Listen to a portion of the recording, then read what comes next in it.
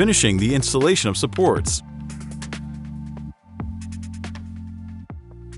The already created so-called large triangle is the reference segment. Once you have ensured that its diagonals are identical, you can complete the installation of the supports by complying with the principles that already been presented. The direction in which the supports are installed is arbitrary, but we suggest that you first follow the lateral direction by installing the brackets and profiles line-wise.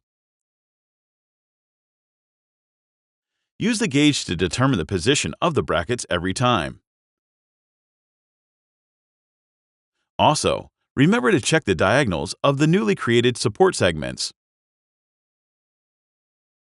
While screwing down subsequent rows of brackets, use temporary battens on them as you did before to make it easier to move on the roof.